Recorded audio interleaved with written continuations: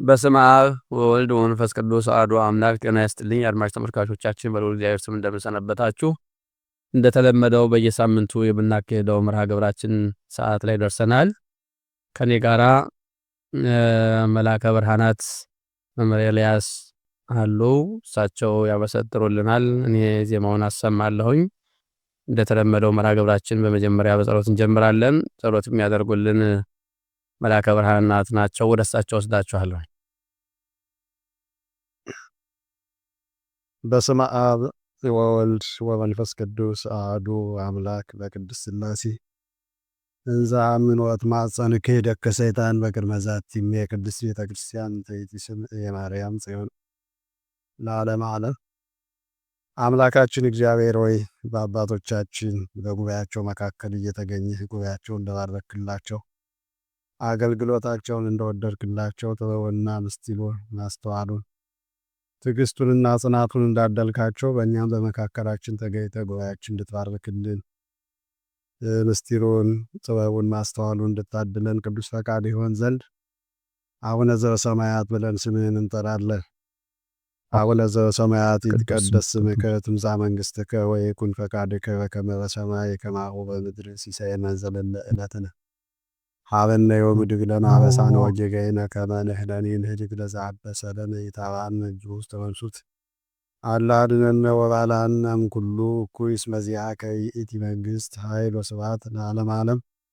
በሰላመ ቅዱስ ገብርኤል መልአክ ኦ እግዝእትየ ማርያም ሰላም ለኪ ድንግል በኅሊናኪ ወድንግል በሥጋኪ እም እግዚአብሔር ጸባኦት ሰላም ለኪ ወረድት አንቲ እምአንስት ወቡሩክ ፍሬ ከርስኪ ተፈሥሒ ፍሥሕት ኦ ምልዕተ ጸጋ እግዚአብሔር ምስሌኪ ሰአሊ ወጸልዪ ምህረተ አበ ፍቁር ወልድኪ ኢየሱስ ክርስቶስ ከመ ይስረይ ለነ ኃጣውኢነ ኦ እግዚእ ኢየሱስ ክርስቶስ ስረይ ኃጢአቴ ወኃጢአተ ኩሉ ሕዝብ ከጌታዬ ኢየሱስ ክርስቶስ ሆይ የኔንም ኃጢአት የወገኖችንም ኃጢአት ይቅር በል። ማይሰራ ኃጢአትን እግዚአብሔር ይፍታ። እግዚአብሔር ይባርክ። እግዚአብሔር ይፍታ። እግዚአብሔር ይባርክ።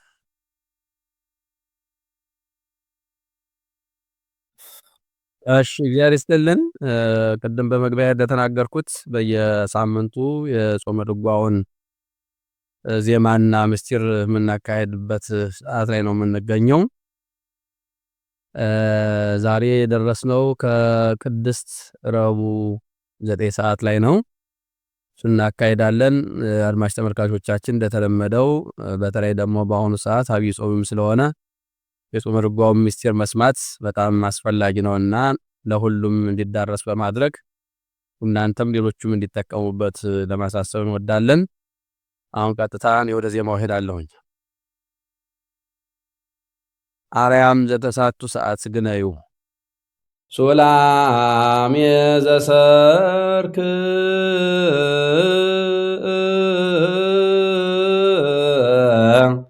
ለነጸጉ አቢተነ በመድኃኒትከ ጸግወነ ወትረ ሰናይተከ ሰርከ ናኩተከ ወንሴብሐከ ሱላሜ ዘሰርክ ለነጸጉ አቢተነ በመድኃኒትከ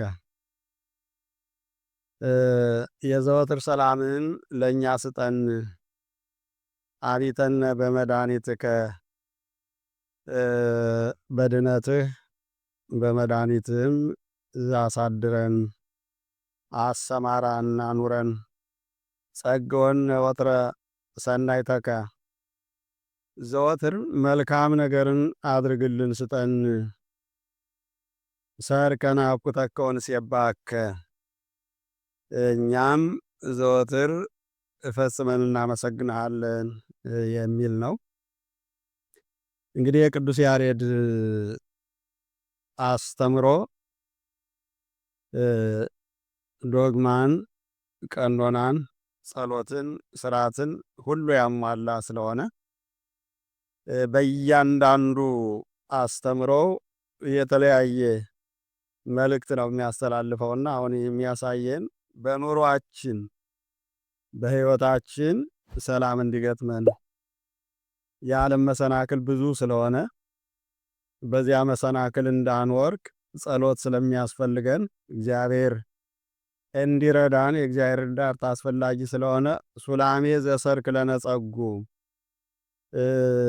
የሰርክ ሰላምን ነው የሚለው።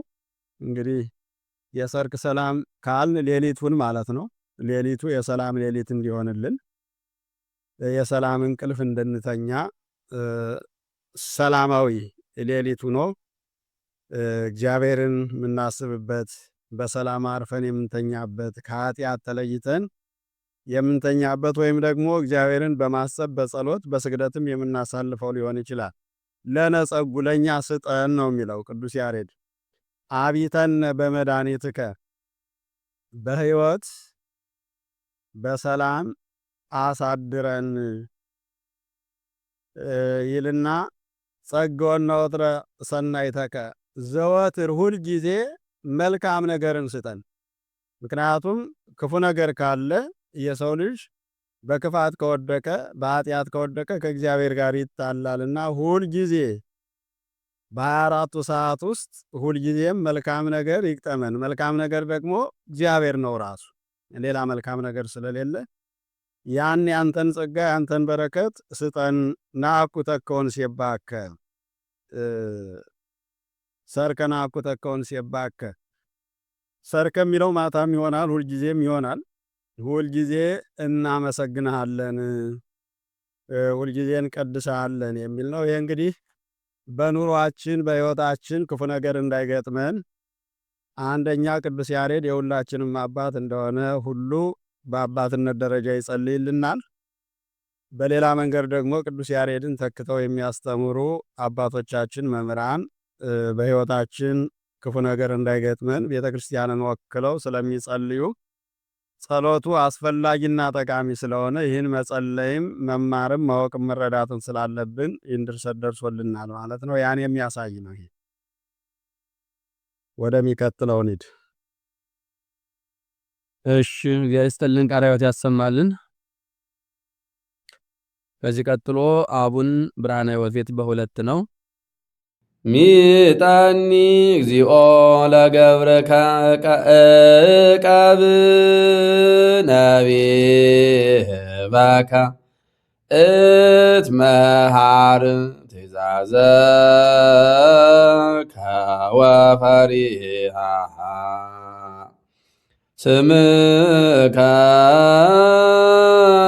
ሰፊሃነ እዴከ እዴነ ሀቤከ ንስእለከ ወናስተበቋከ በከመ ይቤ ቃለ ወንጌል ኢትኮኑ ከመ መደልዋን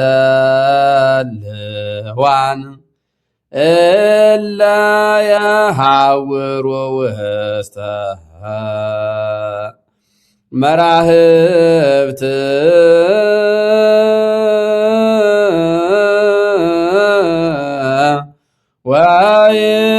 ወይስእሉ በእንተ አይነ ሰብእ ካይበ ይቤ በቃለ ዳዊት ተቀነዮ ለእግዚአብሔር በፍርሃት ወተሐሰዮ ሎቱ በራድ በአምልኮ ወበሂሩት ወበምጽዋት ይሰረይ ኃጢአት። ሚጠኒ እግዚኦ ለገብርከ አቤቱ እኔን አገልጋይን ባሪያህን ወደ አንተ መልሰኝ። ዕቀብ ነቢበከ የገባህልኝን ቃል ጠብቅልኝ፣ በዚያ ቃል እንድኖር ያን ቃል እንዳከብር በዚያ ቃል እንድኖር የገባህልኝን ቃል ጠብቅልኝ። ከትማር ትእዛዘከ ወፈሪያ ስምከ ትእዛዝህን ሕግን ትእዛዝህን ወንጌልን እማር ዘንድ ወፈሪያ ስምከ ስምህን መፍራትንም እማር ዘንድ ያንን የተናገርከውን ቃል ጠብቅልኝ ማለት እንድጠብቀው አድርገኝ፣ ካንተ ጋር እንድኖር አድርገኝ ማለቱ ነው። ሰፊያነ እዴነ ኀቤከ ንስእለከ ወናስተበኩዐከ እጃችን ዘርግተን ወደ አንተ እጃችን ዘርግተን እንለምንሃለን እንማልድሃለን። በከመ ይቤ ቃለ ወንጌል ይትኩኑ ከመ መደልዋን የወንጌል ቃል ወይም አንተ በወንጌል እንደ ግብዞች አትሁኑ እለ ያውሩ በመራህብት በአደባባይ እንደሚሄዱ እንደሚታዩ ለመታየት እንደሚሯሯጡ እንደ ግብዞች አትሁኑ እንዳለ ወንጌል ወይም አንተ በወንጌል እንዳልክ ወይ ስዕሉ በእንተ አይነ ሰብ በሰው አይን እንዲታዩ የሚፈልጉ የሚመኙ ይስዕሉ የሚለምኑ ሳይሆን የሚመኙ ሰው እንዲያይላቸው ሰው እንዲያውቅላቸው በሰው አይን እንዲደነቁ እንዲታዩ የሚለምኑ እንደነዚያ እንዳንሆን አንተ ሚጠኒ ብሎ ወደዚያ ነው የሚወስደው። ካይበይቤ በቃለ ዳዊት ተቀነዩ ለእግዚአብሔር በፍርሃት። ዳግመኛ ደግሞ በሰው መሞገስን ትታችሁ ከሰው ሙገሳ ወጥታችሁ ለእግዚአብሔር በፍርሃት ተገዙ። ምክንያቱም ሰው ከሰው ሙገሳን፣ ክብርን፣ ምስጋናን፣ አዋቂ መባልን የሚፈልግ ከሆነ ለእግዚአብሔር በፍርሃት መገዛት አይችልም። ሐሳቡ ሰውን ለማስደሰት ነው። ሐሳቡ የሚወሰድበትና ለእግዚአብሔር የሚያቀርበውን ንጹሕ ምስጋና፣ ንጹሕ አገልግሎት ሰው እንዲያይለት ሰው እንዲያውቅለት ስለሚደክም በዳዊት አድረን እንዳልከን ለእግዚአብሔር በፍርሃት ተገዙ። ወታሰይ ወለቱ በረአድ ወበአምልኮ በመንቀጥቀጥም ተገዙለት። ወበአምልኮ በማምለክ ወበሂሩት ወበምጽዋት ነው የሚለው። በሂሩት በቸርነት ወበምጽዋት ምጽዋት በመስጠት ይሰረይ ኃጢአት። እነዚህ እንግዲህ ለእግዚአብሔር ስንገዛ የምናደርጋቸው ናቸው ማለት ነው። አንደኛው ለእግዚአብሔር ስንገዛ በፍርሃት እግዚአብሔርነቱን ተረድተን እግዚአብሔርነቱን አውቀን ለእግዚአብሔር በሚገባ ፍርሃት የማክበር ፍርሃት። ወታሰዩ ሎቱ በረአድ በመንቀጥቀጥም ተገዙለት ነው የሚለው። በአምልኮ ሲገልጸው ምንድነው ያለው? ዳዊት በአምልኮ የሚለውን አልገለጸው ነበር። ወታሰዩ ሎቱ በረአድ ብሎ አጽንዋ ለጥበብ ነበር የሚል። ይሄ ግን የምታመልኩት የምትገዙለት በአምልኮ እግዚአብሔርን በማምለክ ውስጥ ነው ይልና ወበሂሩት በቸርነት ቸርነትን እያደረጋችሁ ለተራበው እያበላችሁ ለተጠማው እያጠጣችሁ። ለምሳሌ መምህራን ለተራበው ያበላሉ ሲባል ምድራዊ ምግብ፣ ጊዜያዊ ምግብ፣ ስጋዊ መጠጥ ላይሆን ይችላል። መራብ ማለት በዚህ ዓለም ካለው እንጀራ በዚህ ዓለም ካለው መጠጥ ብቻ ሳይሆን ብዙ አይነት ራብ አለ። የእውቀት ራብ አለ፣ የነፍስ ራብ አለ። ስለዚህ መምህራን የሚጠየቁት በእውቀት የተራበውን ሰው፣ ከእውቀት የተጠማውን ሰው፣ ከእውቀት የተራበውን ሰው በማብላት በማጠጣት ማለት በማስተማር በመንገር እግዚአብሔርን በማስተዋወቅ ወደ እግዚአብሔር በማምጣት ከዚያ ሕይወት እንዲካፈሉ ያን የሕይወት እንጀራ እንዲበሉ ያን የሕይወት መጠጥ እንዲጠጡ በማድረግ በቸርነት ማለት ለነሱ የደረሰው ጸጋ ለሌላውም እንዲደርስ እነሱ ያወቁት እውቀት ሌሎቹም እንዲያውቁት በማድረግ በቸርነት ይልና ወበምጽዋት ምጽዋት በመስጠት እንግዲህ ባላቸው ነገር መድኃኔዓለም ክርስቶስ ሲያስተምር ቃለ እግዚአብሔሩንም ያስተምራል፣ እንጀራውንም እያበረከተ ያበላል። ያ እንግዲህ ለሚሆንላቸው መምህራን የሚሰጥ ነው። ግን ባላቸው ነገር በመስጠት እንግዲህ ገንዘብ ከሌላቸው ማስተማር ራስን መስጠት ስለሆነ ራሳቸውን ምጽዋት አድርገው በመስጠት ሰርተው የሚበሉበትን ጊዜ፣ ሰርተው የሚበሉበትን አካል፣ ሰርተው የሚበሉበትን ዘመን ለሌላ ትተው ራሳቸውን ለሰው ሰጥተው በማስተማር ራሳቸውን ምጽዋት አድርገው ይሰረይ ኃጢአት፣ ይህን ሁሉ በማድረግ ኃጢአት ይሰረያል ብሎ ቅዱስ ያሬድ እየተናገረ ነው።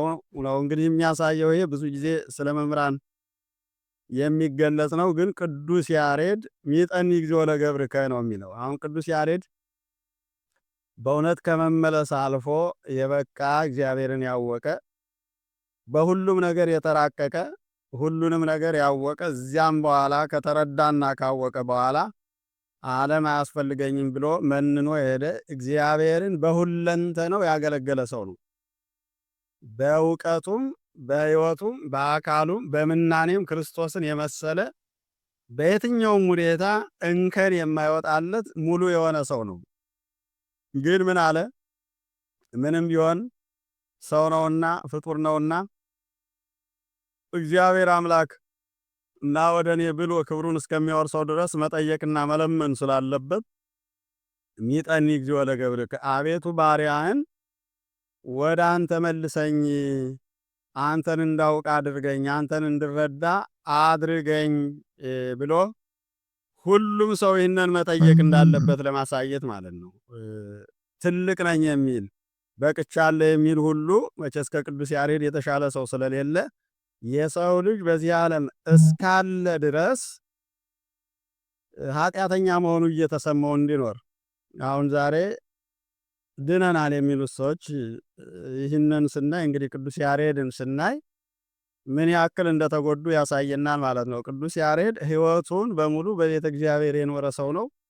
የዚያ የቅድስናውና የንጽህናውም ውጤት በዚህ ምድር እያለ ወደ ሦስቱ ዓለመ መላእክት ተነጥቆ የመላእክትን አኗኗር ቃኝቶ የመላእክትን ዜማ ተረድቶ ከመላእክት ጋር ዘምሮ የእግዚአብሔርን የአኗኗር ሁኔታ ተረድቶ ያን በሰማይ ያለውን ዝማሬ አኗኗር ምስጋና ወደኛ ወደ ዓለማችን ያመጣ በምድር እያለ ወደ ሰማይ እየተነጠቀ ከመላእክት ጋር ህብረት ያለው ታላቅ ሰው ነው። እንደዚያ ሆኖ ግን ገና ስላልተፈረደለት ገና የመጨረሻውን ዋጋውን ስላላገኘ ሚጠኒ እግዚኦ ለገብርከ፣ እኔን ባሪያህን ወደ አንተ መልሰኝ እያለ ይጸልያል ማለት ነው። እና ማንም ሰው እስከሚፈረድለት ድረስ እና ወዳጅ የመንግስቴን ውረስ የሚለውን የሕይወት ቃል እስከሚሰማ ድረስ መጸለይ እንዳለበት፣ ስራውን አለማቋረጥ እንዳለበት፣ እስከ መጨረሻው ድረስ መጽናት እንዳለበት የሚያሳይ ነው። ከዚህ የተነሳ አባ መቃርዮስ የሚባሉት አባት ወደ ሰማይ እያረጉ ሰይጣን ሞይከኒ መቃሪ ሞይከኒ መቃሪ፣ መቃሪ ድል ነሳኝ፣ አሸነፍከኝ፣ ብዙ ታገየ ነበር ግን አልቻልኩም ሲላቸው አዲኤ አዲኤ ብለዋሉ ይባላል። ገና ነኝ፣ ገና በመካከል መንገድ ላይ ነው ያለው፣ ማረፊያ ላይ አልደረስኩም እና ገና ነኝ ብለዋሉ ይባላልና ዛሬ ላለነው ሰዎች የቅዱስ ያሬድ አስተምሮ ይነግረናል ማለት ነው። ዝቅ ብሎ ደግሞ ምን አለ? ይትኩኑ ከመመደለዋን፣ እንደ ግብዞች አትሁኑ፣ እሊያውሩ በመራህብት፣ በአደባባይ የሚመላለሱ፣ በአደባባይ ካልተቀመጡ ደስ የማይላቸው፣ በአደባባይ ካልተናገሩ ደስ የማይላቸው፣ በአደባባይ ስማቸው ካልተጠራ ደስ የማይላቸው፣ አደባባዩን ካልተቆጣጠሩት የሚያማቸው ሰዎች አሉና እንደነዚያ እንዳትሆኑ ነው። ምክንያቱም በዚያ በማቴዎስ ወንጌል ምዕራፍ 6 ሀጉሉ እሴቶሙ ብሎ ይናገራል። ዋጋቸውን አጥተዋል እነሱ። ስለዚህ እናንተም ዋጋችሁን እንዳታጡ ለመታየት አትፈልጉ። አገልግሎታችሁን፣ ስራችሁን፣ ንጽህናችሁን፣ ቅድስናችሁን፣ ክብራችሁን እግዚአብሔር ያውቃል እና መታየት ግን ያጠፋችኋል እያለ ቅዱስ ያሬድም ያው በመደበቁ በዓለም ስለተገለጠ ስለተጠቀመበት በዚህ ዓለም ኖር ሰዎች መምህራን ብቻ ሳይሆኑ ሁሉም ሰው በተለይ በዚህ ዘመን ሁሉም ሰው መታየት ይፈልጋል። ሁሉም ሰው አስተማሪ ነው። ሁሉም ሰው ተንታኝ ነው። ሁሉም ሰው መምህር ነውና ይሄ ስተት ውስጥ ይጥላል ለማለት ነው። እንግዲህ ቅዱስ ያሬድ እየነገረን ያለ እዚያ በኋላ ደግሞ ለእግዚአብሔር ስንገዛ በመፍራት በመንቀጥቀጥ በአምልኮ በፍጹም አምልኮ ለእግዚአብሔር በሚገባ አምልኮ በቸርነት በቅንነት በትዕቢት ሳይሆን በቅንነት በምጽዋትም ጭምር ለእግዚአብሔር መገዛትና የራስን በደልና ኃጢአት ማስወገድ እንደሚቻል የገለጸበት ታላቅ የምክር አገልግሎት የሰጠበት ነው ማለት ነው። ይህን ይመስላል። ይስጥልን፣ ቃለ ሕይወት ያሰማልን። እውነት ነው። በጣም በጥሩ መንገድ ነው ያስረዱን። ያው ቅዱስ ያሬድ እንደተባለው ሁሉ የተሰጠው ሆኖ ሁሉ እንደሌለው አድርጎ ራሱን ዝቅ አድርጎ ነው የሚናገረው። ያ ደግሞ እንግዲህ ይህንን ድርሰት ምን ጸልየው ምን አዜመው ሁሉ እንድንማርበት ነው። ጥሩ ሁኔታ ነው የገለጡልን። የኔታ ቃለ ሕይወት ያሰማልን። ከዚህ ቀጥሎ አርባዕት ዘመርሃ ይቆሙ ነው። ነአኩተከ እግዚኦ ኖላዊነ ኄር ዘዲበ ልዑላን ተሃድር በስብሐቲከ። ነአኩተከ እግዚኦ ኖላዊነ ኄር፣ ቸር እረኛችን መልካም እረኛችን አቤቱ እናመሰግንሃለን። ዘዲበ ልዑላን ተሃድር በስብሐቲከ፣ በጌትነትህ በልዑላን ላይ አድረህ የምትኖር ወይም የምታድር ነው የሚለው። ይህም እንግዲህ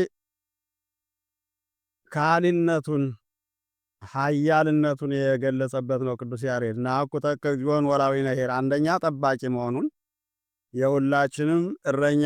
ኖላዊነ ኄር ደግሞ ከእረኛም ለየት ሲያደርገው ቸር እረኛ አለው። ቸር ያልሆነ አስገድዶ የሚጠብቅ የሚያስጨንቅ እረኛ፣ የሚያስፈራ እረኛ፣ ባልጠበቀን፣ ባልተሾመብን፣ ባልመራን፣ ባልገዛን የሚባል እረኛ አለና ከዚያ ሲለየው ነአኩተከ እግዚኦ ኖላዊነ ኄር፣ ቸሩ እረኛችን መልካሙ እረኛችን አቤቱ እናመሰግንሃለን። ዘዲበ ልዑላን ተሃድር በስብሐቲከ፣ በጌትነት በልዑላን በኪሩቤል ላይ የምታድር። የሚገርመው በኪሩቤል ላይ እየኖርክ ሁሉንም የምትጠብቅ፣ በኪሩቤል ብቻ ተወስነ የማትኖር፣ በኪሩቤል ላይ እየኖርክ ሁሉንም የምትጠብቅ ቸር እረኛ አንተን እናመሰግንሃለን ነው እያለ ቅዱስ ያሬድ እየገለጸው ያለና እሱ ራሱ መድኃኔዓለም ክርስቶስ አነ ውእቱ ኖላዊ ኄር፣ ቸር እረኛ እኔ ነኝ። በዮሐንስ ወንጌል ምዕራፍ 10 ቁጥር 11 ላይ ቸር እረኛ እኔ ነኝ፣ ቸር እረኛ ለበጎቹ ራሱን አሳልፎ ይሰጣል ብሎ ቸርነቱ የተገለጸው በዚህ ነው። ብዙ የእግዚአብሔር ቸርነት የሚገለጽበት ብዙ ነገር አለ። መፍጠሩ ቸርነቱ ነው። የፈጠረውን ፍጥረት መመገቡ ቸርነቱ ነው። ክረምትና በጋን ማፈራረቁ ቸርነቱ ነው። መዓልትና ሌሊትን ማፈራረቁ ቸርነቱ ነው። ትውልድን አሳልፎ ትውልድን መተካቱ ቸርነቱ ነው። ስጋዊ ምግብ ለሚፈልጉ ስጋዊ ምግብ መስጠቱ ቸርነቱ ነው። መንፈሳዊ ምግብ ለሚፈልጉ መንፈሳዊ ምግብ መስጠቱ ቸርነቱ ነው። በዓለም ያለውን ጥበብ፣ ዕውቀት፣ ብልሃት፣ መራቀቅ ሁሉ መስጠቱ ቸርነቱ ነው። መቼም ሌላ ሰው ከሱ ያለው ለሌላ አይሰጥም። እግዚአብሔር ብቻ ነው ከሱ ያለው ለሁሉም ሰጥቶ እንደያቅሙ የሚያኖረው። ይሄ ሁሉ ሆኖ ታላቁ ቸርነቱን የሚገልጽለት ራሱን ለበጎቹ አሳልፎ መስጠቱ። ጌታም ሲያስተምር አልቦ ዘያቢ ወይይስ እምዝ ፍቅር ዘይሜቱ ነፍሶ ቤዛ ነፍሰ ቢጹ፣ ሰውነቱን ስለ ወንድሙ አሳልፎ ከሚሰጥ የበለጠ ታላቅ ፍቅር የለም ብሏል። ያን ደግሞ ያደረገ ራሱ መድኃኔዓለም ክርስቶስ ነው። ማንም ይህን ያደረገው የለም። እውነት ነው። ሐዋርያት በሰማዕትነት አልፈዋል። ሰማዕታት በሰማዕትነት አልፈዋል፣ ግን ለራሳቸው ነው። የሐዋርያት በሰማዕትነት ማለፍ፣ የሰማዕታት በሰማዕትነት ማለፍ፣ የነቢያት በሰማዕትነት ማለፍ ከእግዚአብሔር ክብር ሽተው ነው፣ ለመክበር ነው። የመድኃኔዓለም ክርስቶስ ግን ራሱን መስጠት ለመክበር ሳይሆን ለማክበር ነውና ኖላዊነ ኄር ያሰኘው ሀብት ያለው ሰው ቢያበላ ቢያጠጣ ሀብት ትርፍ ነው።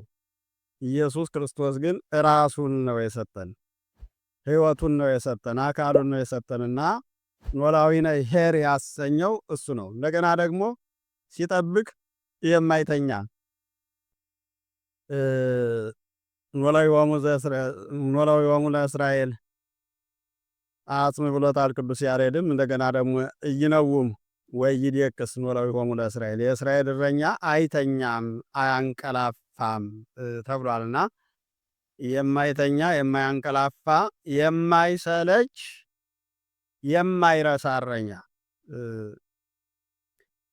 እረኞች ሁሉ ይሰለቻሉ። ለምሳሌ በግ የሚጠብቁ እረኞች ለተወሰነ ጊዜ ነው፣ እዚያ በኋላ አንጠብቅም ነው የሚሉ። በግ ከመጠበቅ ይወጡና ሌላ ነገር ይፈልጋሉ።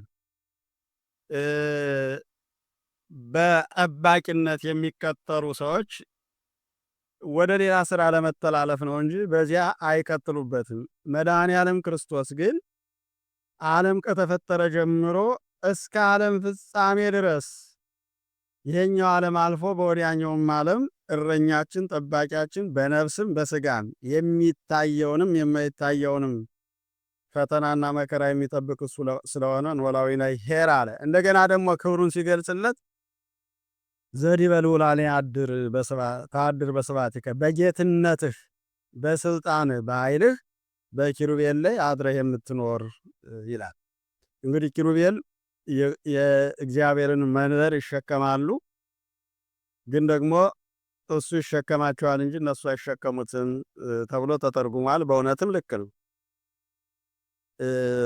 እግዚአብሔርን ሊሸከም የሚችል ፍጡር ስለሌለ ኃያል ስለሆነ እንደ ቸርነቱ ይገለጥ። እሱም ራሱ የቸርነቱ መገለጫ ነው። በእነሱ ላይ ሆኖ መታየቱ ቸርነቱ ነው። በዘፈቀደ የሚሉት አባቶቻችን ስለ ቸርነቱ ነው። በዘፈቀደ ማለት ስለወደደ፣ በዚያ ለመገለጥ ስለወደደ፣ በኪሩቤል ላይ ለመገለጥ ስለወደደ እንጂ ኪሩቤል ሳይፈጠሩ እግዚአብሔር ምንነቱና ማንነቱ አይታወቅም ነበር። ግን እኛን በመውደዱ ለእኛ ይገለጽ ዘንድ ከነገደ ሱራፌልና ከነገደ ኪሩቤል ሁለቱን አውጥቶ በእነሱ ላይ ሲገለጥ ይኖራል። ያም እንደ ቸርነቱ እንደወደደ እንደፈቀደ ለእኛ በሚመጥን መንገድ እንጂ እግዚአብሔርን ሊያየው ሊረዳው ሊወስነው ይህ ነው ሊለው የሚችል ፍጡር የለም። ያን የሚያደርገው ሰውን ከመውደዱ የተነሳ ነው ማለት ነው። እና ያን የሚያሳይ ነው ቅዱስ ያሬድ የገለጸው። እግዚአብሔር ይስጥልን፣ ቃለ ሕይወት ያሰማልን። ከዚህ ቀጥሎ ቅንዋት ነው። ኃይለ መስቀሉ አሚነነ ዕፀ መስቀሉ ነሲአነ ዕፀ መስቀሉ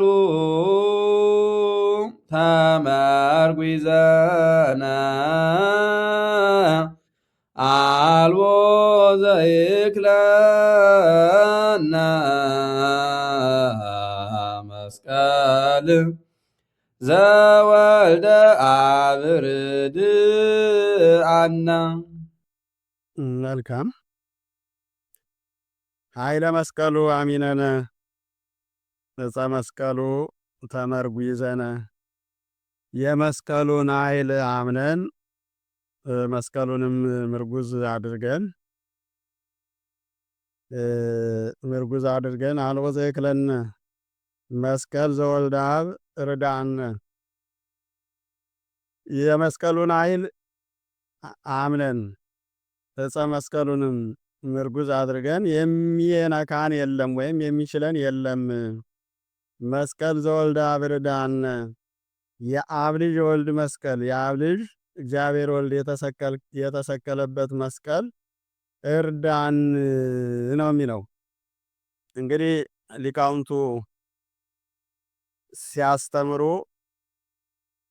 ለወንጌል፣ ለትንቢተ ነቢያት፣ ለድጓ ተራ የለውም ብለው ይናገራሉ። የገለጸለትን ነው የሚናገረውና እንደ ታሪክ ተራውን ጠብቆ አይሄድም። ለዚያ ነው አንድ ጊዜ ወደ መስቀል ሌላ ጊዜ ወደ ጾም ሌላ ጊዜ ደግሞ ወደ ምክር እየገባ በቤተ ክርስቲያን እና ለምእመናን የሚጠቅመውን ትምህርት የሚያስተምረው አሁን ደግሞ ወደ መስቀሉ ሄደ። በትክክልም የቤተ ክርስቲያኒቱ የመጨረሻው መሰረትና ጉልላት መስቀል ነው እና ምንድን ነው የሚለው ኃይለ መስቀሉ አሚነነ ወይም ተወክለነ የመስቀሉን ኃይል አምነን ዕፀ መስቀሉ ተመርጉዘነ መስቀሉንም ምርጉዝ አድርገን አልቦ ዘይክለነ የሚችለን የለም ነው የሚለው ቅዱስ ያሬድ። ከዚያ በኋላ እንደገና ደግሞ የአብ ልጅ ወልድ የተሰቀለበት መስቀል እርዳን ነው የሚለው። አሁን እንግዲህ መስቀል መልዕልተ ኩሉ ነገር ብሎታል ቅዱስ ያሬድ። ያድኅነነ እምጸር መስቀል የነገር ሁሉ በላይ ነው። ምክንያቱም ድነት የተጠናቀቀው በመስቀል ስለሆነ መድኃኔ ዓለም ክርስቶስ ለዓለም ሕይወትን የሰጠው በመስቀል ስለሆነ ቤተ ክርስቲያን የተመሰረተችው የቤተ ክርስቲያን ጉልላትም መሰረትም መስቀል ስለሆነ ያንን ያነሳል ማለት ነው እና ኃይለ መስቀሉ አሚነነ ነው የሚለው። የመስቀሉን ኃይል ሲል በመስቀሉ የተደረገው ኃይል የራሱ የኢየሱስ ክርስቶስ ኃይል ነው። ያ ኃይል ደግሞ በመስቀሉ የተደረገው ኃይል ጠላታችን ዲያብሎስ የሞተበት ነው። እኛ ከታሰርንበት የወጣንበት ነው። ነፃነታችን የታወጀበት ነው። የምንታሰርበት የእስር ቤት ሲኦል የተዘጋበት ነው። የተነጠቅነው ገነት የተመለሰበት ነው። ክብራችን የተመለሰበት የተሰደደውና የሞተው አባታችን አዳም የተነሳበት የእኛም ክብር የተመለሰበት ስለሆነ ያንን እናምነዋለን አለ። ምክንያቱም የምናምነው ስላተረፍንበት ነው፣ ስለዳንበት ነው፣ ስለከበርንበት ነው። ከወደቅንበት ስለተነሳንበት፣ ከሞትን በኋላ ስለዳንበት፣ ከተሰደድን በኋላ ስለተመለስንበት የርስታችን ማግኛ መንገድ ስለሆነ መስቀልን እናምነዋለን። ጠላታችን የሞተበት እኛ ነፃ የወጣንበት ስለሆነ ያ ማለት ግን ያ መስቀል የከበረው በክርስቶስ ደም ነው። ያከበረው ራሱ ባለቤቱ ክርስቶስ ነው። ስለዚህ መስቀል የክርስቶስ ደም የፈሰሰበት ስጋው የተቆረሰበት ክርስቶስ ለዓለም የፍቅር ማዕድ ሆኖ የቀረበበት ስለሆነ ክርስቲያኖች ምንጊዜም የሕይወት እንጀራ የሚበሉበት የሕይወት ውሃ የሚጠጡበት ማዕድ ስለሆነ ያከብሩታል፣ ይወዱታል። በቤታቸው፣ በልብሳቸው፣ በሁለንተናቸው ይገልጹታል። ለምን? ሕይወታቸው የተመሰረተበት ስለሆነ። ያን ነው ቅዱስ ያሬድ ለመግለጽ የፈለገው።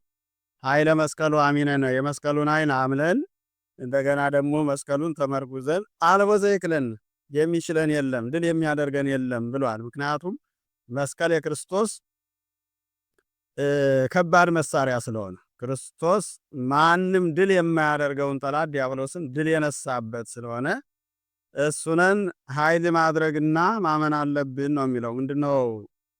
በዝማሬውም ቅዱስ ያሬድ ሶበሳ ይመረ ሰይጣን ከመ ይትመዋ በመስቀሉ ለክርስቶስ እሚያም ከሮሙ ለአይሁድ ዕፀ መስቀል ከመ ይትክሉ ነው የሚለው።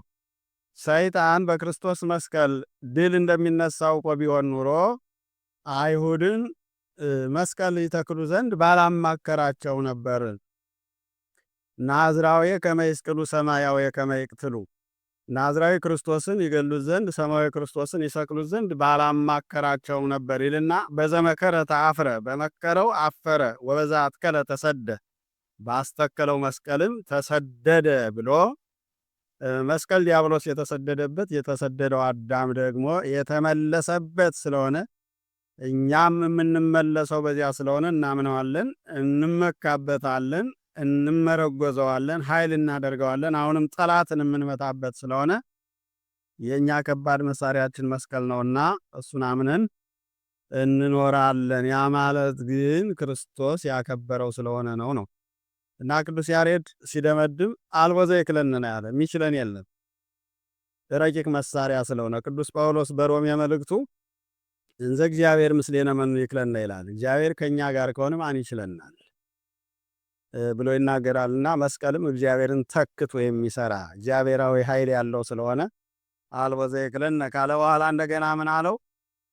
መስቀል ዘወልደ አብ ርዳነ የአብ ልጅ ክርስቶስ የተሰቀለበት መስቀል እርዳን ብሎ እንዲያውም ባለቤት አድርጎ አቀረበው ማለት ነው። ለምን? በመስቀል ሁሉ ነገር ስለተከናወነ ነው። እግዚአብሔር ይስጥልን። እውነት ነው። ሊቃውንቱ በአብዛኛው እንደውም በቅዱስ ያሬድ ድርሰት እንደ እመቤታችንና እንደ መስቀል በደንብ አድርጎ በሰፊው የተገለጠ የለም ይላሉና ያው ሌሎቹ ድርሰቶች እንዳሉ ሆኖ ሌሎቹ ሊቃውንት ያብራሩት እንዳሉ ሆነ ሰፊ ቦታ ሰጥቶ ያብራራው መስቀልና እመቤታችን ነው ይላሉ ሊቃውንትና የመስቀሉን ክብር በየእንትኑ በተለይ በዚህ በጾመ ድጓ ቁመታችን ቅንዋት የሚባለው በጣም ሰፊ ቦታ ያለው ነው። ቅንዋት ማለት ነገረ መስቀል ማለት ነው። እና በየሳምንቱ ቅዳሜ የምንቆመው ሙሉ ለሙሉ ነገረ መስቀል ነው። ቅንዋት ነው። ሁሉም ከእዝል ጀምሮ እስከ ሰላም ያለው መስቀልን የሚነካ ነው።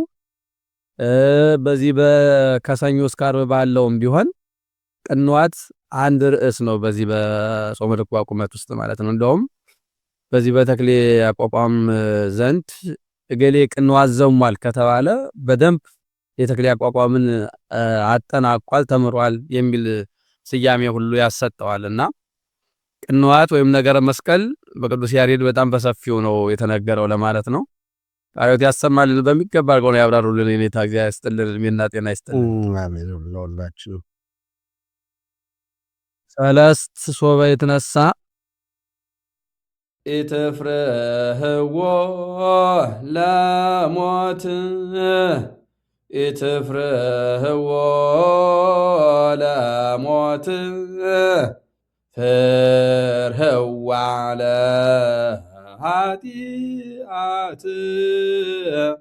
እስመ ሞትሰ ኢያሃድገክሙ ዘበላዕሉ ሃልዩ ወአኮ ዘበምድር ኢትፍርህዎ ለሞት ፍርህዋ ለኃጢአት ሞትን አትፍሩት ኃጢአትን ፍሩ እንጂ ማለት ነው። እስመ ሞትሰ ኢያሃድገክሙ ሞት አይተዋችሁምና ሞትን አትፍሩት። ፍርህዋ ኃጢአትን ፍሩ። ዘበላዕሉ ሃልዩ ወአኮ ዘበምድር በምድር ያለውን ያይደለ የላይኛውን አስቡ ነው የሚለው ቅዱስ ያሬድ። እንግዲህ ምንድነው ሞትን በሁለት መንገድ ነው የገለጸው። አንደኛ ሞትን አትፍሩት የማይቀር ስለሆነ፣ የማይቀርን ነገር መፍራት መሞኘት ነው። ምክንያቱም ስለማይቀር የሚመጣበት ጊዜ ነው እንጂ የማይታወቀው ሁሉም ሰው እንደሚሞት ያውቃል። ስለዚህ እንደሚሞት ካወቀ ሞትን ማስቀረትም ማቆምም የማይቻል መሆኑ ከተረጋገጠ ሞትን አትፍሩ፣ ኃጢአትን ግን ፍሯት። ምክንያቱም ኃጢአትን ማስቀረት ይቻላል፣ መተው ይቻላል። መጀመሪያ አለመስራት ይቻላል። ከተሰራም በኋላ በንስሐ ማስወገድ፣ ማስቀረት፣ መግደል ይቻላል። ሞትን ግን በየትኛውም መንገድ ማስቀረት አይቻልም። የስጋን ሞት ማለት ነው። የስጋን ሞት በየትኛውም መንገድ የትኛውም ጥበበኛ፣ የትኛውም ጻድቅ፣ የትኛውም የከበረ ሰው በስጋ ሳያስተናግደው የማይቀር ጉዳይ ስለሆነ አትፍሩት። የማይቀር ነው። ምንድነው ቅዱስ ያሬድ አበክሮ የተናገረው? እስመ ሞትሰ ኢያሃድገክሙ ሞት አይተዋችሁምና አትፍሩት። ኃጢአትን ግን ይተዋችኋል። ካልሰራችሁት አይቀርባችሁም። ካላቀረባችሁት አይቀርባችሁም። ካልሰራችሁትም አይዋሃዳችሁም። ኃጢአትን ማስቀረት፣ ማስወገድ፣ መተው፣ አለማቅረብ፣ አለማስተናገድ ይቻላል። ሞትን ግን መተው አይቻልም። ሞትን ማገድ አይቻልም። ሞትን ማቆም አይቻልም። ምክንያቱም በሰው ሁሉ ዘንድ እንዲያልፍ እድል አለውና ነው። ራሱ ባለቤቱም ያለፈበት መንገድ ስለሆነ ኃጢአትን ግን መተው ይቻላል። መድኃኔዓለም ክርስቶስ ከኃጢአት በቀር ፍጹም ሰው ሆነ ነው የሚለው። ስለዚህ ክርስቶስን ለመምሰል ከኃጢአት ኃጢአትን መተው ይችላል ነው የሰው ልጅ። እንዲያውም ቅዱስ ዮሐንስ ምንድን ነው የሚለው?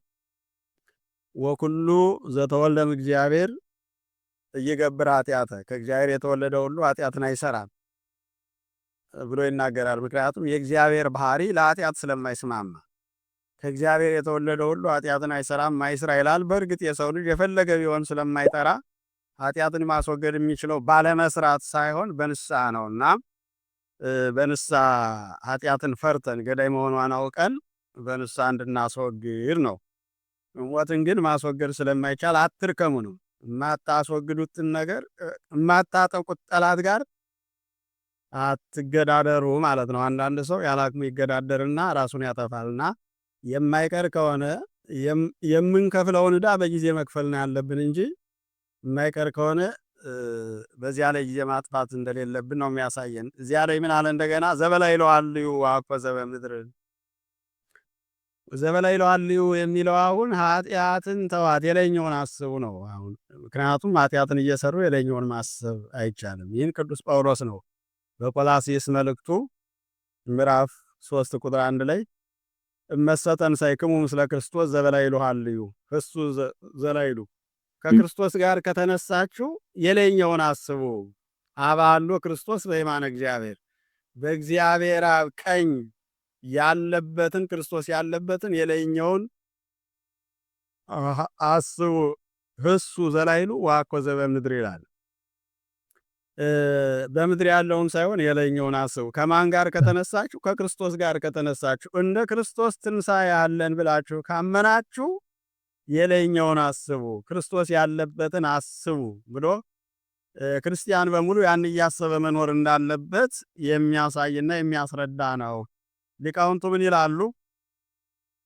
ሐዋርያት ክርስቶስ ካረገ በኋላ የምድራዊ ፍቅር የጠፋላቸው ክርስቶስ ሲያርግ ስላዩት ነው።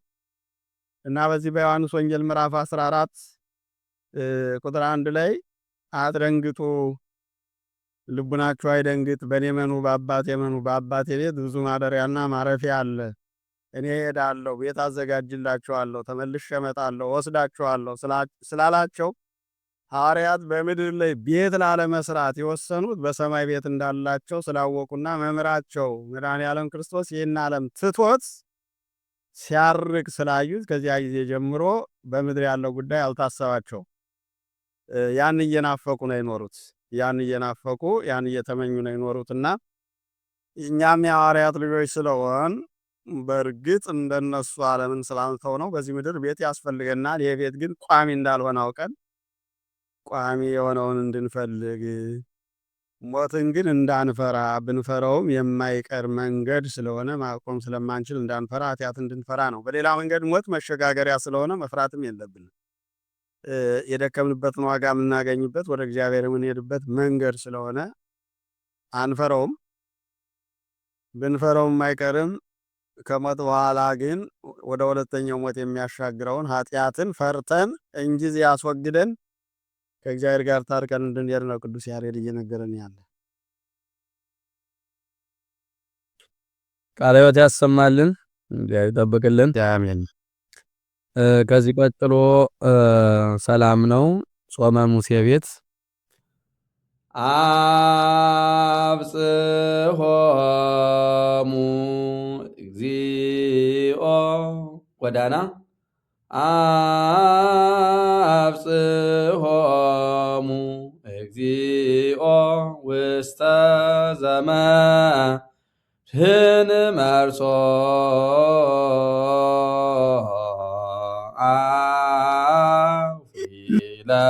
ለሰብኦሙ ውስተ አብያቲሆሙ በፍስሐ ወበሰላም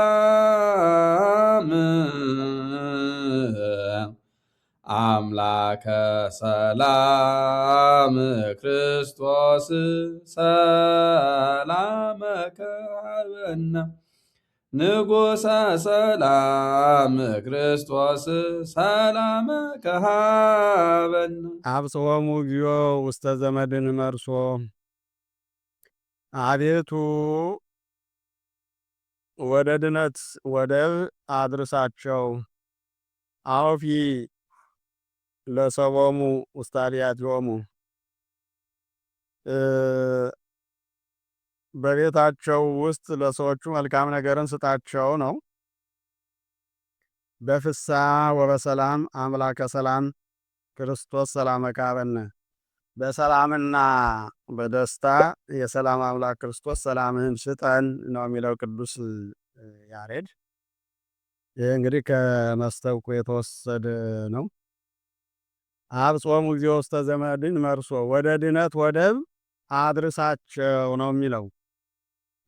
አሁን እንግዲህ እነዚህን አምነዋል፣ ግን ያመኑት ሰዎች ወደዚያ ወደ ድነት ወደብ የሚለው የድነት ወደብ መንግስተ ሰማያት ናት።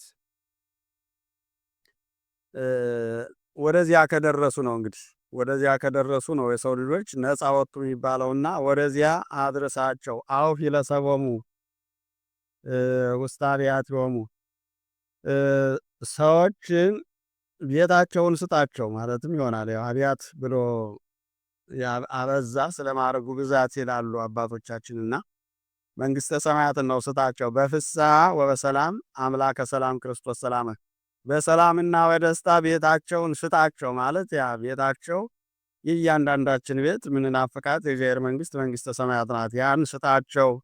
የሰላም አምላክ ክርስቶስ ሰላምህን ስጠን። ሰላም ራሱ መንግስተ ሰማያት ናት። የሰው ሰላም እንዲያውም ምንድነው ያለው ኢየሱስ ክርስቶስ? እኔ ሰላሜን እሰጣችኋለሁ፣ እኔ የምሰጣችሁ ሰላም ዓለም እንደሚሰጣችሁ አይደለም ብሎ ያ ራሱ መንፈስ ቅዱስ እንደሆነ እዚያው ላይ ተናግሯል። የሚመጣው ሰላም የሚሰጠው ሰላም እግዚአብሔር መንፈስ ቅዱስ መሆኑን ለሐዋርያት ነግሯቸዋል።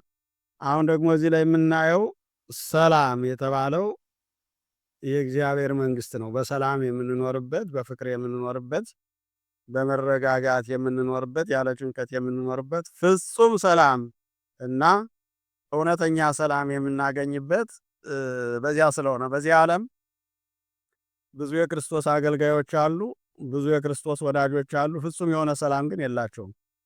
አይደለም አገልጋዮቹ፣ ራሱ ክርስቶስ በዚህ ዓለም ፍጹም የሆነ ሰላም አልኖረም። አንድ ቀንም ሰላም አላገኘም። ለምን? በዚህ ዓለም ፍጹም የሆነ ሰላም፣ ፍጹም የሆነ ክብር፣ ፍጹም የሆነ ዋጋ ስለሌለ። ስለዚህ ሰላመ ካህበነ የተባለውም ሰላም ራሱ የእግዚአብሔር መንግስት መንግስተ ሰማያት ነው። ሰላም ራሱ ነው የሰላም አለቃ ስለተባለ ኢሳይያስ የሰላም አለቃ ብሎታልና የሰላም መገኛ ሰላማዊ ራሱ እሱ ስለሆነ ያንን ስጠን እያለ ነው ቅዱስ ያሬድ እየተናገረ ያለ። ዳዊትም ወአርመመ ማይለል ወተፈስሑ እስመ አይረፉ ወመሮሙ ውስተ መርሱ አበፈቀዱ ይላል። ማይበሉ ጸጥ አለ፣ ወተፈስሑ እስመ አይረፉ አርፈዋል፣ ከዚያ ከመከራው አርፈዋልና ደስ አላቸው። ወመሮሙ ውስተ መርሱ አበፈቀዱ ወደ ወደዱት ወደብ መራቸው ነው የሚለው።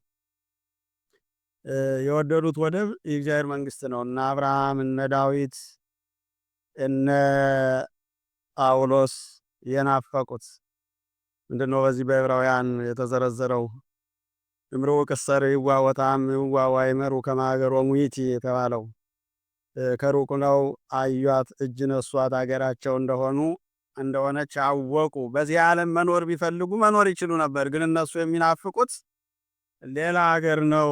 ያንንም ያመኑት አምላካቸው እንደሚያመቻችላቸው ያውቃሉ ብሎ ቅዱስ ጳውሎስ ተናግሯልና ወደ መርሶ የተባለው በሰላምና በጸጥታ የምንኖርበት የእግዚአብሔር መንግስት መንግስተ ሰማያት ነው እንጂ ሌላ ወደብ የለም። በዚህ ዓለም ያለው ወደብ ፍጹም የሆነ ሰላም አይገኝበትም። እናም ክርስቶስ በዚህ ዓለም ያሰፈረው ሰው የለም።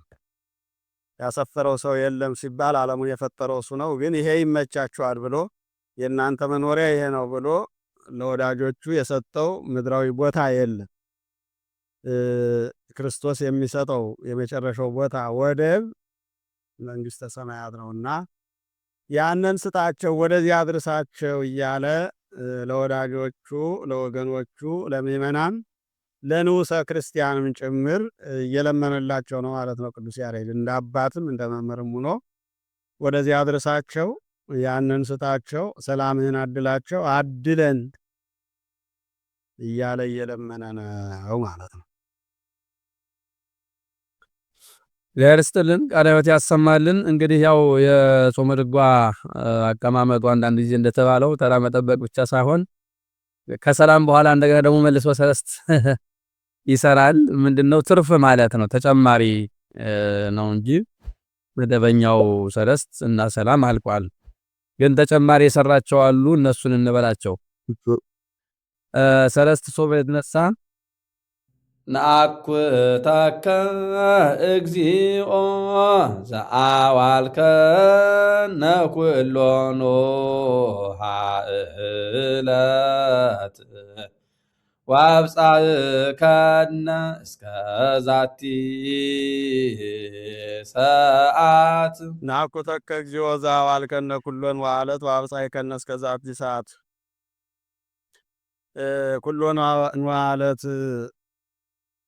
ወአብጽሕከነ እስከ ዛቲ ሰዓት። ነአኩተከ እግዚኦ በዘመናችን ሁሉ በዕለታችን በቀናችን ሁሉ ሰላም የዋልከን አቤቱ እናመሰግንሃለን። ወአብጽሕከነ እስከ ዛቲ ሰዓት፣ እስከዚች ሰዓትም ያደረስከን እናመሰግንሃለን ነው።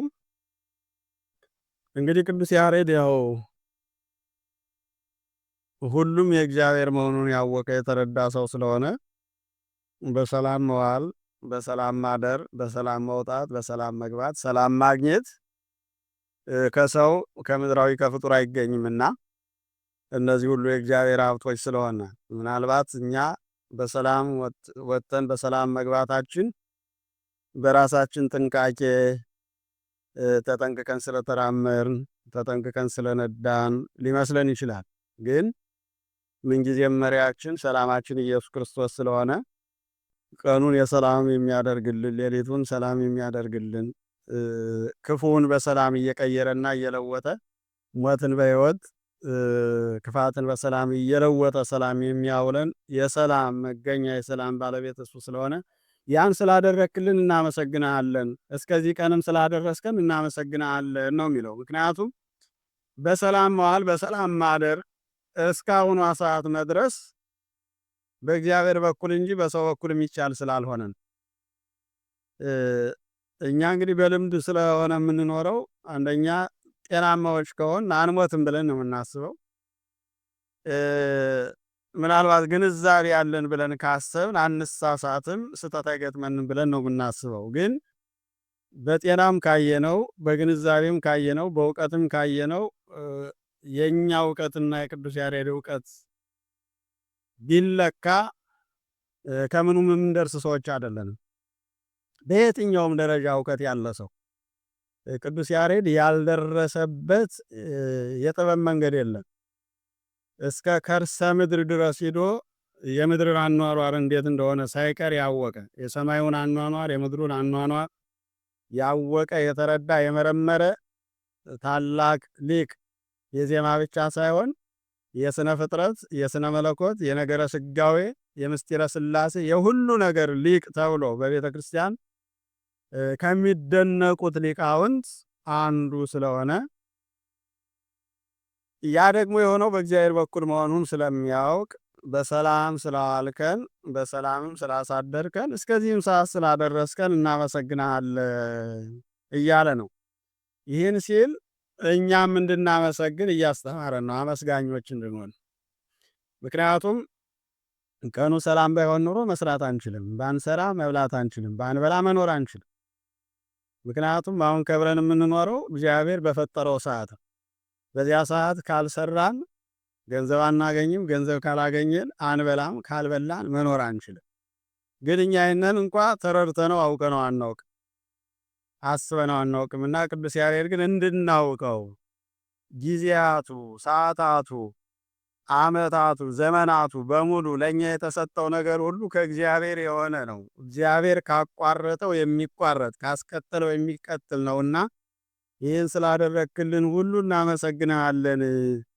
በሰላም አውለህናል፣ በሰላም አሳድረህናል፣ ሰላም ሰጥተህናል፣ ሰርተን እንድንገባ ተምረን እንድናውቅ ሕይወታችን በአግባቡ እንድንመራ እነዚህን ሁሉ አመቻችተልናልና እናመሰግናለን። ደግሞም እስከዚህ ሰዓት ስላደረስከን እናመሰግናለን።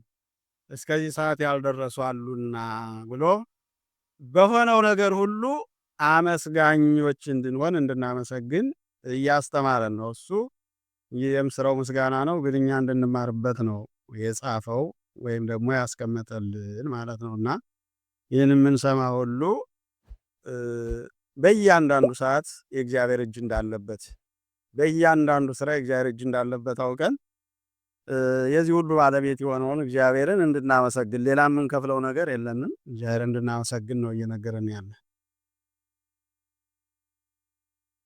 ቃለ ሕይወት ያሰማልን። አሁንም ሰለስት ነው ቀጥሎ የተረሃቆ ምንያ አዳም ወሰናይት እሞሙ ለሰማይት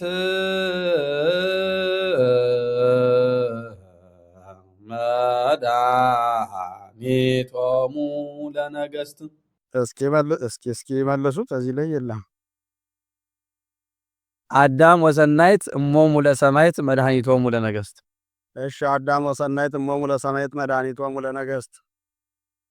ፈጽማ ያማረች ናት እሞሙ ለሰማይት፣ የሰማይታት እናታቸው የነገሥታት ደግሞ መድኃኒታቸው ናት ይላል። ይህን በሁለት መንገድ ነው የምንተረጉመው። አንደኛው ድንግል ማርያምን ነው አዳም ወሰናይት ይላት። ፈጽማ ያማረች ናት በሁለንተኗ፣ በነፍሷ፣ በስጋዋ፣ በልቡኗ፣ በሕይወቷ ሁሉ እንከን የሌለባት ፈጽማ ያማረች ናት ነው። የሰማይታት እናታቸው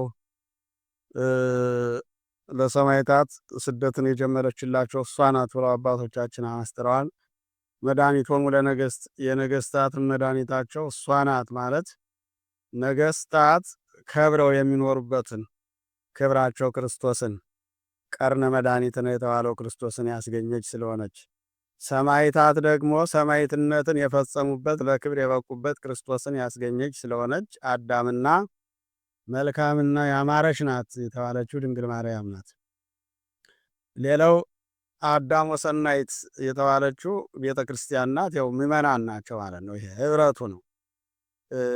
ያማረ ነው ማለት የክርስቶስ ደም ግባት ስለሆነ ነው። የምእመናን ህብረት የክርስቶስ ደም ግባት ነው። ክርስቶስ ራስ፣ ሌሎቹ ደግሞ አካል የሆኑለት። የእያንዳንዱ ምእመን ራስ ክርስቶስ ነው። እያንዳንዱ ምእመን ደግሞ የክርስቶስ አካል ነው። ራስ ካለበት አካል ይሰበሰባል እንዳለው ማለት ነው። እና ይሄ ምእመናን ደም ግባታቸው ያማረ ነው። የሰማይታት እናታቸው ማለት ሰማይታት አንገታቸውን የሰጡ ወደዚህ ህብረት ለመግባት ነው።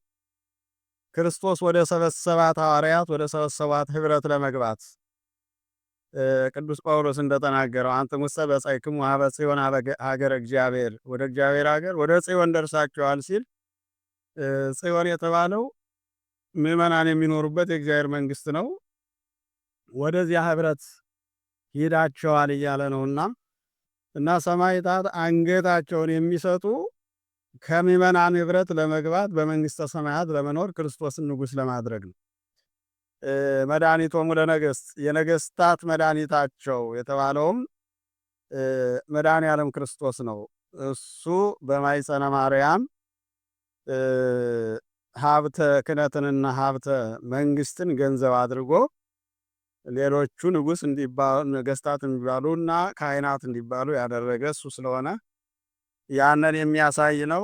በሌላ መንገድ ራሱ ክርስቶስንም አዳም ወሰናይት ብሎ ይገልጸዋል ማለት ነው። በሴት አንቀጽ ስለሚጠራው አዳም ወሰናይት እሞሙ ለሰማይት፣ የሰማይታት እናታቸው መድኃኒቶሙ ለነገሥት ራሱ ክርስቶስ ነው። አንተ አቡነ ወአንተ እምነ ብሎታል ቅዱስ ያሬድ። አባታችንም እናታችንም አንተ ነህ። ምክንያቱም እንደ አባትም እንደ እናትም ሆኖ መውለድ ስለቻለ በዚህ ዓለም አባት ከሌለ እናት አትወልድም፣ እናትም ከሌለች አባት አይወልድም። እሱ ግን አባትንም እናትንም ሆኖ መውለድ ስለቻለ አንተ አቡነ ወአንተ እምነ ብሎታልና እሱን የሚያሳይ ነው። ሶስቱንም ያሳያል ማለት ነው። እግዚአብሔር ይስጥልን። አሁንም ሰለስት ሲትርሃቁ ነው። በከመ ይብየ በነቢይ ከደነ ሰማያተ ስኑ ወመልአ ምድረ ብእለ ስብሐቲሁ በከመ ይቤ በነቢይ ከደነ ሰማያተ ስኑ ወመልአ ምድረ ስብሐቲሁ ብእለ ስብሐቲሁ። በነቢዩ በዕንባቆም እንደተናገረ ከደነ ሰማያተ ስኑ ስኑ ስልጣኑ ሰማያትን ከደነ ወመልአ ምድረ ብእለ ስብሐቲሁ የጌትነቱ ብልጽግና ምድርን መላ ነው የሚለው። እንግዲህ ታላቁ ነቢየ እግዚአብሔር ዕንባቆም ስለ እግዚአብሔር ሲናገር እግዚኦ ሰማይኩ ድምፀከ ወፈራይኩ፣ አቤቱ ድምፅህን ሰማሁ ሰምቼም ፈራሁ። ርኢኩ ግብረከ ወአንከርኩ፣ ስራህን አይቼ አደነቅኩ። በማእከለ ክልኤ እንስሳ ርኢኩከ፣ በሁለት እንስሳዎች መካከል አየሁ ብሎ ይናገራል። እግዚኦ ሰማይኩ ድምፀከ፣ ድምፅህን ሰምቼ ፈራሁ፣ ስራህንም አይቼ አደነቅኩ ብሎ ነው የተናገረውና እዚያ በኋላ ሄዶ ከደነ ሰማያተ ስኑ ስኑ ስልጣኑ ደምግባቱ ልንለው አንችልም። ስልጣኑ ክብሩ ሰማያትን ከደነ ወመልአ ምድረ ስነ ስብሐቲሁ የጌትነቱ ብልጽግና ወይም ሀብት ብእለ ስብሐቲሁ ደግሞ ምድርን መላ ይላል። እንግዲህ ምድር የተመላችው በእግዚአብሔር ጸጋ ነው ማለት ነው። እንዲያው የምናየውን እንኳ ብናይ የማናየውን ይቅርና የምናየውን ብናይ ምድርን የሞሏት አዝርዕት፣ አትክልት፣ እጽዋት፣ እንስሳት፣ አራዊት፣ አዕዋፍ እነዚህ ሁሉ የእግዚአብሔር ሀብቶች ናቸው። ወርቁ፣ ብሩ፣ ዕንቁ፣ አልማዙ እነዚህ ሁሉ የእግዚአብሔር ሀብቶች ናቸው። በዚህ ሁሉ ምድርን ያከበራት መድኃኔዓለም ክርስቶስ ነው። እንዲያው እኛ የምናየውን እንኳ ብንል ማለት ነው። ግን እማናየው ዛቲ ባሕር አባይ ወራብ እየዘይታወዝ አልቦ ሁልቁ ብለዋል ቅዱስ ዳዊት። ይህች ባሕር ሰፊ ናት፣ ታላቅ ናት። በእሷ ውስጥ የሚመላለሰው ስፍር ቁጥር የለውም ብለዋልና እንደው እኛ እንኳ በዓይናችን የምናየውን ብናይ ለቁጥር የሚያስቸግር ለቁጥር ከማስቸገሩም የተነሳ አዝርዕት፣ አትክልት፣ እጽዋት፣ እንስሳት፣ አራዊት፣ አዕዋፍ ተብሎ በእነዚህ ስም የተጠራ ግን ቢቆጠር በአሃዝ የማይወሰን ስነ ፍጥረት ያለው ያንን የፈጠረ ያንን ደግሞ በምድር የዘረጋና በምድር ያኖረ ምድርን በዚያ ያከበረና ያሸበረቀ እሱ ነው። በሰማይ ደግሞ ጌትነቱ ከደነ ሰማያተ ስኑ ጌትነቱ ክብሩ ሰማይን ከደነ ማለት ልዕልናውን መኖሪያውን ስለሚያሳይ ነው። እንደገና ደግሞ በሰማይም የማይሰፈሩ የማይቆጠሩ መላእክት አሉ፣ ከዋክብትም አሉ። ዘይሄልቆሙ ለከዋክብት በምሎሙ ወይፄዎሙ በበአስማቲሆሙ ተብሏል። እሱ ይቆጥራቸዋል፣ እኛ እናውቃቸውም። መላእክት አሉ፣ ከዋክብት አሉ፣ ጨረቃ፣ ፀሐይ አለ። እንደገና ምግበ መላእክት ምስጋናው የማይሰፈር የማይቆጠር የመላእክት ጽናት፣ ብርታት፣ ቅድስና፣ ንጽህና ሁሉ የእግዚአብሔር ሀብት ነው፣ ከየትም የተገኘ አይደለም። እና ይህን ሁሉ አማክሎ ነው ቅዱስ ያዕቆብ እግዚኦ ሰማይኩ ድምፀከ፣ ድምፅህን አዳምን አዳም አይቴ ያሎከ ብለህ ስትናገር ድምፅህን ሰምቼ ፈራሁ። ርኢኩ ግብረከ፣ ስራህን አይቼ ደግሞ አደነቅኩ አዳምን መፈለግን። አሁን ደግሞ በሁለት እንስሶች መካከል ሳይ ገረመ። በኪሩቤል ላይ የነበርከው አንተ በሁለት እንስሳዎች መካከል ስላየው ገረመኝ ብሎ እንደገና መጨረሻ ላይ እየዘረዘረ ሄዶ ያ በሁለቱ እንስሳዎች መካከል የተቀመጠው ክብሩ ሰማይን መላ፣ ሰማይን ሸፈነ፣ ሀብቱ ደግሞ በምድር መላ እና በሁለት እንስሳዎች መካከል ተኝቶ ሲያለቅስ ስላያችሁት እንደዚያ እንዳታስቡት፣ በሰማይና በምድር የመላ ነው ማለቱ ነው። ነቢየ እግዚአብሔር ዳዊትም ሳይሉ ለእግዚአብሔር መላ ምድረ ወበቃለ እግዚአብሔር ጸና ሰማያት ወምስትንፋሰ አፉ ኩሉ ኃይሎሙ፣ የእግዚአብሔር ቸርነቱ ምድርን መላት። ወበቃለ እግዚአብሔር ጸና ሰማያት፣ በእግዚአብሔር ቃል ሰማያት ጸኑ። ወምስትንፋሰ አፉ ኩሉ ኃይሎሙ፣ ሀብታቸው ሁሉ በእነሱ ሕይወት የመጣ ነው የተደረገ ነው የሚል አገላለጽ ገልጿልና ከዚያ ጋር የተያዘ ነው። በጥቅሉ የእግዚአብሔርን ክብር የሚገልጽ ነው። ይህም ሲታይ እግዚአብሔር ይስጥልን፣ ቃለ ሕይወት ያሰማልን። አሁን መጨረሻው የዛሬው ውይይታችን መጨረሻ የሚሆነው ሰላም ላይ ደርሰናል። ብርሃነ ሕይወት ቤት በሁለት አቤተነ በመድኃኒትከ ጸግወነ ንጸውስመከ ኖላዊነ ኄር ትጉህ ዘይትነውም ሰላመከ ሀበነ። ከቅድሙ ጋር ያው የተያዘ ነው። አቤተነ በመድኃኒትከ በሕይወት አሳድረን ጸግወን ንጸውስመከ ስምህን እንጠራ ዘንድ መጥራቱን ስጠን፣ እንድንጠራ አድርገን እንድናመሰግን አድርገን ጽናቱን፣ ብርታቱን፣ ኃይሉን ስጠን፣ ስንፍናውን አርቅልን ማለቱ ነው። ኖላዊነ ኄር ትጉህ ዘይትነውም የማትተኛ ትጉህ እረኛችን ሰላመከ ሀበነ ሰላምህን ስጠን የሚል ነው። ያው ከቅድሙ ጋር የተያዘ ስለሆነ ብዙ ለውጥ የለውም። ያው ነው ቅድም የተብራራው። እውነት ነው፣ ተመሳሳይ ነው። እንግዲህ ያው ደጋግሞ እንደ ምስጋናም ስለሆነ ደጋግሞ ማመስገን። አዎ ቅዱስ ያሬድ ደጋግሞ ማመስገን የተለመደ ነው በሱ ድርሰትና ከቅድሙ ጋር ተመሳሳይ ነው። እግዚአብሔር አምላክ እድሜና ጤና ይስጥልን፣ አስበ ሊቃውንትን አስበ ሊቀ መምህራንን ያድልልን። እንግዲህ ያው በሚገባ ነው ጾመ ድጓው የተባራው። ቅድም እንደተናገርኩት ዘመኑም አብይ ጾም ነው። ጾመ ድጓ የሚቆምበት አባቶቻችን ሊቃውንቱ ሙሉ ቀን ቆመው ነው የሚውሉ። ጾም ምዕራፉ ጾመ ድጓው የሚደርሰው በዚህ በአብይ ጾም ነው። እኛ ደግሞ በሌላው ዓለም ያለነው ይህንን አብረን ለመቆም አብረን ለማገልገል ያልቻልን ሁሉ አንደኛ በእውቀት ማጠር በእውቀት ማነስ ምክንያት ይህንን ለመቆም የማንችል ምእመናን፣ እንዲሁ ደግሞ በተለያየ ስራ ምክንያት ከሀገራችን ወጥተን ይህንን አገልግሎት መፈጸም በማንችልበት ሁኔታ ያለን ሰዎች ሁሉ ይህንን በማዳመጥ ከቅዱስ ያሬድ በረከት እንድንሳተፍ ለማለት እወዳለሁኝ። አሁን ወደ መጨረሻው ጸሎት እንሄዳለን። የኔታ ይጸልዩል። መልካም እንግዲህ አምላካችን እግዚአብሔር ወዶና ፈቅዶ እስከዚህ ሰዓት ጠብቆን ሰዓቱንም አመቻችቶልን ፈቅዶልን የእግዚአብሔርን ቃል ስንነጋገር ቆይተናል። ክቡር ሊቀ ጠበብት ተክሌ እንዳሉት መቼስ የቤተ ክርስቲያን ትምህርት ባይሆን ቦታና ዋጋ አልተሰጠውም እንጂ ሰፊ ነው። መንፈሳዊ ቢሆንም አድካሚም ነው። ቀላል አይደለም። ይህን ለመማር ለመያዝ አባቶቻችን የወጣትነት ዘመናቸውን ሳያውቁ አሳልፈዋል። በነገራችን ላይ በቤተ ክርስቲያን ትምህርት የሚኖሩ ሰዎች ወጣትነት የሚባለው ዘመን ምን እንደሆነ ያውቁት አይመስለኝም። እንግዲህ ሊቀ ጠበብት ሊነግሩን ይችላሉ። እኔ እንደዚያ ነው የማውቀው።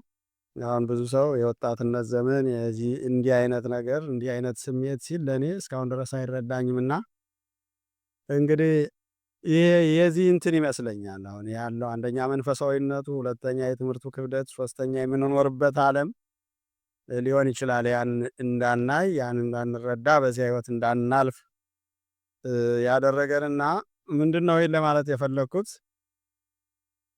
ትምህርቱ እንደ ቀላል እንዳናየው።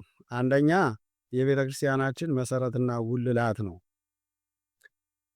ከመልእክቱ በላይ ዜማው አይምሮን የሚያሳርፍ እውነት ለመናገር እንግዲህ እንደ እግዚአብሔር ፈቃድ እግዚአብሔር እንደፈቀደልን በምንችለው መንገድ ለአገልግሎት ተሰማራን እንጂ በእኔ በኩል በእኔ እምነት እንደው ሊቀ ጠበብት ተክሌ ድጓ ምር ስለሆኑ ሳይሆን እኔ ህሊናዬን የሚያረካኝ አሁንም ዜማ ስሰማ ብውል ደስታውን አልችለው። ቢፈቅድ እግዚአብሔር ቢፈቅድና እድሜ ቢሰጠኝ የተወሰነ ነገር ይዤ ወደ ሀገሬ ብመለስ ራሱ ጥሩ የሆኑ የድጓ መምህራን ካሉበት እጄ መማር እንኳ ባልችል እያዳመጥኩ ብሆን ደስተው በጣም ያስደስተኛል። ለከንቱ ውዳሴ አይደለም፣ በጣም ደስ ስለሚለኝ ነው። እንግዲህ ሌላው ምን ያክል ደስ ይለዋል አላውቅም። የኔ የራሴን ነው የምናገረውና ትልቅ ትምህርት ነው፣ እንጠቀምበት። መልእክቱም ሰማያዊ መልእክት ነው፣ ሃይማኖታዊ መልእክት ነው፣ ቀኖናዊ መልእክት አለው፣ ዶግማዊ መልእክት አለው። የምናተርፍበት ነው፣ እግዚአብሔርን የምናውቅበት ነው። በሌላ መንገድ ደግሞ የቤተ ክርስቲያኒቱ ሀብት ምን ያክል እንደሆነ የምንረዳበት ስለሆነ እንደው በዚያውም እንድናውቀው እንድንረዳው ለማለት ነው። ስለ ሁሉም ነገር አምላካችን እግዚአብሔር የተመሰገነ ይሁን። ያስተማረን የመከረን የአባቶቻችን አምላክ አምላከ ቅዱሳን እግዚአብሔር የተመሰገነ ይሁን። ክብርና ምስጋና ይድረሰው። ሁላችንም የተማርነውን በልቡናችን አሳድሮ እንድንጠቀምበት ይርዳን። ያስተማረን የመከረን አምላካችን እግዚአብሔር አሁንም በድጋሚ ክብርና ምስጋና ይድረሰው። አቡነ ዘበሰማያት አቡነ ዘበሰማያት ይትቀደስ ስምከ ትምጻእ መንግሥትከ ወይኩን ፈቃድከ በከመ በሰማይ ከማሁ በምድር ሲሳየነ ዘለለ ዕለትነ ሀበነ ዮም ወኅድግ ለነ አበሳነ ወጌጋየነ ከመ ንሕነኒ ንኅድግ ለዘይትመሰለነ ኢታብአነ ውስተ መንሱት አላድኅነነ ወባልሐነ ኩሉ እኩይ እስመ ዚአከ ይእቲ መንግሥት ኃይል ወስብሐት ለዓለመ ዓለም በሰላም ቅዱስ ገብርኤል መልአኮ እግዝእትየ ማርያም ሰላም ለኪ ድንግል በኅሊናኪ ወድንግል በሥጋኪ እግዚአብሔር ጸባኦት ሰላም ለኪ ብርክት አንቲ እምአንስት ወቡሩክ ፍሬ ከርሥኪ ተፈሥሒ ፍሥሕት ወምልዕተ ጸጋ እግዚአብሔር ምስሌኪ ሰአሊ ወጸልዪ ምህረተ በፍቁር ወልድኪ ኢየሱስ ክርስቶስ ከመ ይስረይ ለነ ኃጣውኢነ ኦ እግዚእ ኢየሱስ ክርስቶስ ሥራይ ኃጢአቴ ወኃጢአተ ኩሉ ሕዝብ ከጌታ ኢየሱስ ክርስቶስ ሆይ የኔንም ኃጢአት የወገኖችንም ኃጢአት ይቅር በል። ማይሰራ ኃጢአትን እግዚአብሔር ይፍታ። እግዚአብሔር ይባርክ። ይፍቱን። እግዚአብሔር ይስጥልን። አሜን እድሜና በጤና በጠብቆ ያኖረልን። አሜን። አድማጭ ተመልካቾቻችን ለዛሬው የነበረን መርሃ ግብር አጠናቀናል። በሚቀጥለው እስከምንገናኝ ድረስ በሰላም ሰንበቱ። ጾማችንን የበረከት ያድርግልን። ሁላችሁም ይህንን ጾም በአግባቡ በመጾምና መንፈሳዊ ነገሮችን በመስማት እንድታሳልፉ እንመክራለን። እግዚአብሔር ከሁላችን ጋር ይሁን።